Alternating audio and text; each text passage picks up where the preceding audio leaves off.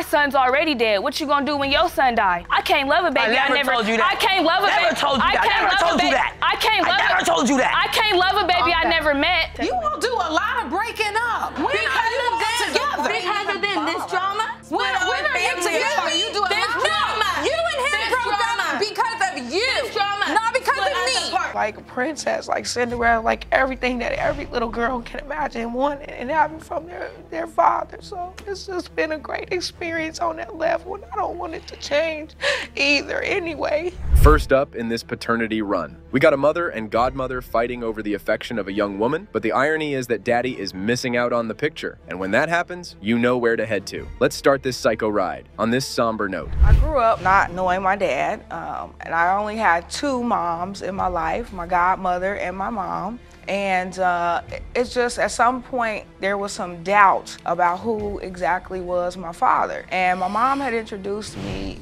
to a gentleman, and I just did not feel in my heart that he was my father. Miss Frazzuni was given the name of a father. Boot! The guy turned out to be not. The good thing was, she never felt any connection with that guy. After that episode, the plaintiff was told about Mr. Bomar, who was in the court to be tested. Even when I tell him things about my life and the things that I've had happen in my life, I just feel we have so much in common. So you feel it's completely different than when you met the gentleman your mother introduced you to? And that's pretty much how I've always felt ever since I met him. And your godmother, who's here with you today, he is your father. After listening to Miss Frazzuni, the judge called up the co-plaintiff, who told the court about how she herself was intimate with the defendant, and both created a false story to sell to Miss Bailey's daughter. Well, the defendant didn't like this narrative and responded like this. Dad, 30 years ago, why did she just bring it up last year? Is there a reason why you just brought it up? To stick another dagger in my back against my daughter. As far as stories people have told her, that's just what they were, stories. Miss Bailey testified to the court that there was no way that Mr. Bomar could be her daughter's father, as she was intimate with multiple people at the time, including her friend at the time, and she blamed Miss Hallams for the reckless choices she made. I was 21 years old. Maxine was 30. No, I wasn't. 29, how No, I wasn't. I was 20. She was older. I was 27. She was way older, and I just let her lead wait a me. minute. She further pleaded that her daughter was being manipulated into thinking that Mr. Boomer was the father by her own friend. Miss Frazzoni, on the other hand, was not ready to believe a word coming from her mother and wanted the alleged father to be tested. Actual evidence. And I understand that.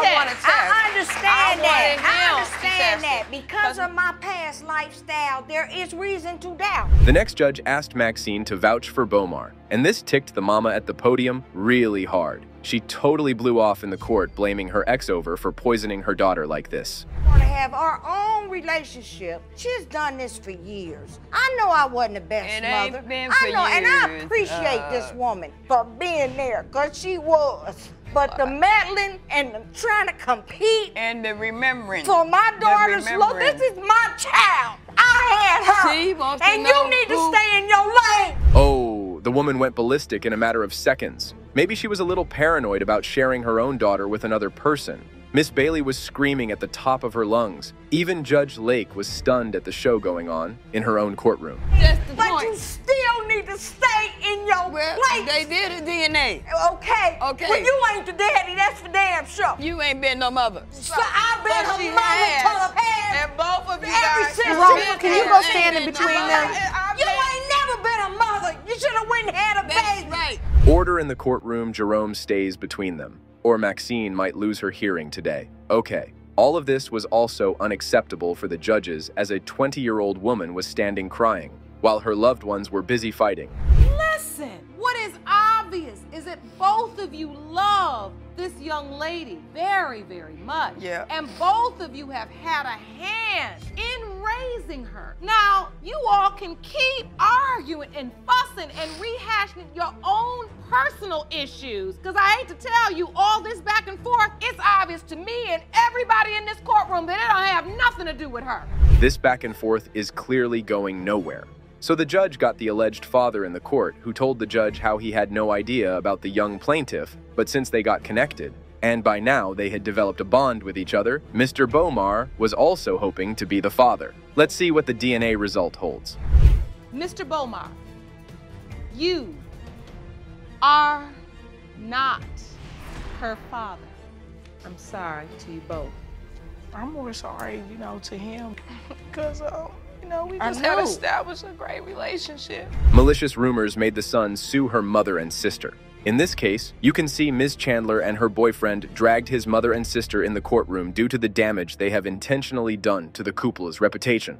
On the other hand, to support the maniac actions, the defendants claimed that baby mama has manipulated Mr. Hilliard. Let's move to this lunatic episode. Miss Chandler, you and your boyfriend, Mr. Hilliard, are suing his sister and mother for defamation of character. You claim they are spreading malicious rumors regarding the paternity of your son, Brandon Jr. You are seeking the results of a paternity test to prove that your baby is indeed Mr. Hilliard's son. You are asking the court for damages in the amount of $500. Is that correct? Yes, ma'am. The trial began on this note. It was revealed that the plaintiff is promiscuous and has been busy with so many guys, like she's got to play with them on a racing track. However, the mommy admitted the claims and put on the break show like this. Annie has always gone to the racetrack, and she talks to guys on Facebook, texting guys, and she has a lock on her cell phone to where my brother can't see her phone. She's cheated on my brother. He stayed at my house with his kids. Now, what proof do you have of that? She's admitted it to me. No, I have not. You slept with that guy at your house. You left Brandon and the kids at We my were house. not together. Ooh-oh! Miss Chandler took over and bashed the defendant over her interference in her life. I mean, girl, that's fair enough. Do good. Have a good situation for the psycho girl. Go get your life, lady. Let others do their things themselves. You We're should getting back not be together. talking about me sleeping around. What I do with my life is my business. 3 babies, 3 baby daddies. I got 3 babies with the same man. Okay, we'll see if that's true, won't we? Even after that, the supposed auntie didn't stop to put her leg in the middle and asserted that the child's mommy has been dating some other guy when his brother was away. But Judge Lake had to spill the beans that she needed to keep her nosy behavior shut down for good like that. California with his sick son. He broke up with me and I dated him for 3 days. You seem really into what's going on with them. It's my little brother. What's it to you, really? I mean, he is his own man. He might have made his own choices. It's my brother.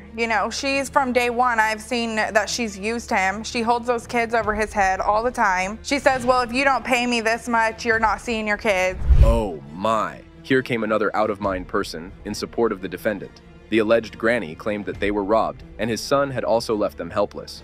But Ms. Chandler denied her claims and asserted that they always go nuts when things come to her. So it seems she has brought just more drama to this testimony instead of a sense like this. I feel that we were robbed.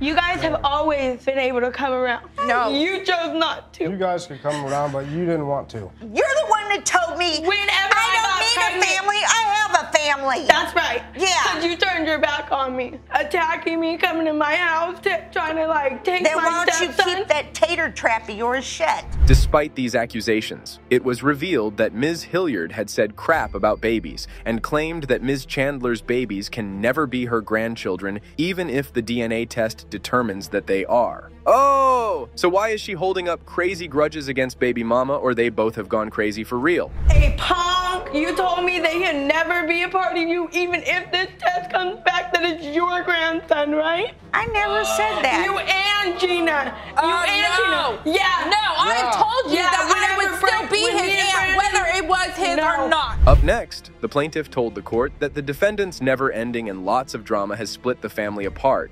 And yeah, I have to say that too. No one can tolerate that much torture. Other than this drama, When are you together? You do a this lot. drama. No, you and him This broke drama. up because of you, This drama. not because split of us me. apart. Because 4 years of this, how can you be with somebody? But yeah, let's use proper language for the court. I know you're upset. But 4 years of this split us apart because we can't No. even go a day without arguing. Oh my. Guys, hold your ears because what next you are going to hear will definitely blow your mind. Miss Hilliard, have you lost your mind, or are you even in your senses? I mean, I am wondering if they even have the court's environment toxic. What could they have done at their home? Like Miss Chandler uses your grandkids as pawns. Yes, ma'am. Just to get whatever she needs out of Brandon. Give me specifics. I don't think so, because nothing I need that I don't already have. I got 3 beautiful kids, and they love me, and I don't care what you say. I know one thing you need. I have never used my kids as a pawn for you. Back and forth accusations were not helping in solving this exhausting family dispute, so Judge Lauren dismissed them and asked to get those results to settle this conflict once and for all. Let's watch if the DNA results will be able to change both grandma and aunt for babies. In the case of Brandon Jr., Mr. Hilliard, your wait is over. You are the father. Thank you. No apologize. I'm sorry. That's your baby. Anger and animosity serve no good, especially when there is a serious illness riding on paternity. And that is the case for Miss Walker as father finding the truth about her alleged father. She has turned to Mr. Simmons for closure, but his wife does not like this dynamic. Simmons, you contend that there's absolutely no way your husband is Miss Walker's biological father. No way. You argue Miss Walker needs to let go of this fantasy and move on to another capable of having children. But don't believe he is. So the trial begins with the defendant giving the cold shoulder to Miss Walker, claiming her husband was incapable of having children at all. But the plaintiff had a hard time believing it. She can tell the court how Mrs. Simmons' sister was the one who reached out to her and claims Miss Walker as their brother's daughter. And this fact rubbed the wifey real hard. I said, first of all, your sister should have called you first for permission to give out your number. You have a wife. I believe that's disrespectful to me. Asking for your wife's permission to talk to your own daughter? That sounds odd, isn't it? But Mrs. Simmons was not ready for some random girl to pop into their life. They articulated her reservation quite loudly, which drove Miss Walker to the edge of crying. And this made the judge go like this. Miss Simmons, with all due respect, I have to ask you, are you upset that she made contact, or are you upset that your husband may be her biological father? No, none of that. None of that, because he wants to be a father. Hold on. You say none of that. None of that. I'm not upset. So what are you upset for? Who knew that being left out could boil up such rage in anyone, and some stranger looking for her father would have to pay for it? Nonetheless, the plaintiff told the court that the defendant's husband was the one who reached out to her after taking her number from his own sister. Listening to this, Judge realized that it was high time to get the potential father into the court. Can I give you a hug? The reason Mr. Simmons believed to be her father was the affair with Miss Walker's mother. Even though it just lasted for weeks, it did have baby-making potential. A little odd confession for a TV show, right? But that is how reality TV goes. And FYI, Mrs. Simmons was no fan of the story. Because he just said that they were. Well, Miss Walker, yes, we understand that it was not a one-night drunken booty call as Miss Simmons suggested. That's all I was saying. He said three days a week and they spend the weekend together. Well, your husband already testified. They courted each other. They courted each other. That's not no relationship. Well, ma'am, it doesn't matter if you like it or not. Your husband is in for this. It further revealed that Miss Walker and Mr. Simmons shared a lot of similarities. They both had asthma, and the same cancer gene ran in their family, which deepened their belief of being related. Whether or not she is your biological child, she's still a young woman with very real health issues, and a lot rides on the results we present here. We say all the time, there are no small claims in paternity court. However, in this situation, we can truly say that your life. However, everyone, including the plaintiff, could not understand why Mrs. Simmons was giving her a hard time. Because anyone in their right mind would get threatened by someone's daughter, would they? Apparently, the enraged wife could not step down a notch. Done. I've been telling him, get a blood test. Stop signing on the dotted line. Stop claiming kids unless you know they're yours. But what is he worried about to you? You got 2 kids that's not his, and he do for They mine, though. They mine, though. They mine, and he raised them.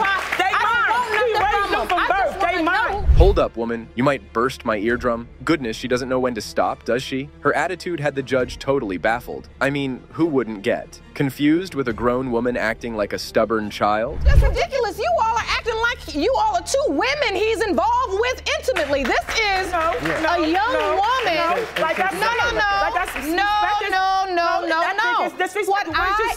What I am observing is a level of animosity. Oh, boggy Mrs. Simmons even had the judge all rushed up. All of her corners were just to compete with Pleiades, and she had no care about her suffering from illness or finding the roots. Mrs. Walker's only hope of closure is that envelope.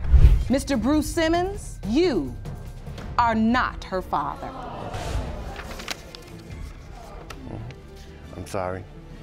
I wish to put it better, but It's okay. it's whatever God has it. Miss Walker, I'm sorry this was not the answer you wanted. okay. I know you're looking for closure for more reasons than just the spiritual, emotional closure. You need the medical information. To determine about the deceased son's legacy, Ms. Bank came to the court in order to discover whether what Ms. Hawkins alleged is true or a big hoax. The supposed grandma claimed that the baby mama is just trying to pin the baby on her deceased son, whereas the mother alleged that Mr. Darrell acknowledged the paternity and his mother is just denying the child out of spite. Let's move to the case. Ms. Banks, you say the defendant is pinning her baby on your son, Darrell, who was tragically murdered before her child was born. You say Darrell told you he didn't believe he was the father, and you intend to prove that today. Is that correct? Yes, Your Honor. The trial began with Ms. Banks's explanation of why she is denying the baby Jasani. It turned out that before his tragic death, her son expressed paternity doubts. She claimed that they had a wishy-washy relationship, but how does she know so much about them? Was she playing with them? Your Honor, I don't believe that Jashani is my grandson, and I'm here to prove it today for the simple fact that Jada and my son had a very rocky relationship. Me and my son were really, really close, and we were really close. We talked all the time, every day. He would just call me to tell me that he loved me. I never knew of Jada really until right before my son's death. Next up, Mommy testified, and while giving the relationship recap, she stated the whole opposite story. It slipped out that the potential baby dad acknowledged the paternity and they had goo-goo eyes for each other that made her certain that Mr. Darrell is the father like that. He and I had a strong relationship. We were on and off. I loved him very much. He loved me very much. When I told him I was pregnant, he wanted me to keep it. We got back together and we started working on it. When you were broken up, were you all seeing other people? Yes, he was seeing someone else and so was I. And so if you got pregnant during the time you broke up and you were seeing someone else, could this other person potentially be your child's father? No, Your Honor. As the trial proceeded, it turned out that grandmother thinks that Ms. Hawkins is the reason behind all of her devastating loss because she was the last person who was with his son before his terrible death. Oh, come on, ladies. What are you holding on to each other? Watch how things went off with this testimony. And you were the last person to see him. Yes. Correction. I was not the last person to see him. The people murderers that were. did that was the last people to see him. You're right. Miss Hawkins and Miss Banks, let me try to get an understanding as to what's going on. I understand. She feels like how I'm the painful reason this her is. son is dead. That's how she feels. You're really the reason your son is dead. I'm not the reason he's dead. The frustrated plaintiff revealed that the defendant didn't even name her son after Mr. Darrell, and it is causing doubts regarding the baby's paternity. Whereas baby mommy explained the whole part of her side that led to heated up the situation like this, and there's nothing that could stop Granny and Mommy. Name him Jashani. When you know that my son is dead, the whole time you were pregnant, you told us you were gonna name that baby Darrell Ray Daniel III. That's why his name is Triple D. Can I speak? Okay, Darrell told me out his own mouth he don't want his son. I said, if it's a boy, do you want him named after you? Over and over, things were getting more intense. What Ms. Hawkins claimed next will blow your mind. It looked like the plaintiff, whatever the plaintiff was doing, was due to the biggest loss she had to face. But why threaten anyone? Well, that's what psychopaths do. Darrell had just passed. She was going through a lot, calling me, picking fights with me, threatening me, making me feel I don't know you. Like you said, I never met you in person. I don't know you, and I'm going to jump on a plane to come move with you. I was threatening you? No. For what? Even so, those intense claims, the plaintiff didn't take a seat. She started a wrangle in the courtroom, and Judge Lake had to hop up into a squabble to cut them off. Yes, ladies, please stop. Don't start over and over again like that. Yeah, but at all that mouth she got? That's a lot of pressure. She got a bunch of pressure on me. She wasn't scared. She wasn't scared. She lied. Look at all that mouth she got. Where you see scared at? Well, I wasn't gonna say she was scared. What I was going to say, Miss Banks, is that at early 20s, you just don't always make the right calls. However, during their non-stop arguments, it was revealed that the baby mama filed for child support when his son passed away. But baby mama turned the whole show with her logical explanation like this. By law, if a mother mother goes down to welfare and file for welfare and get on assistance,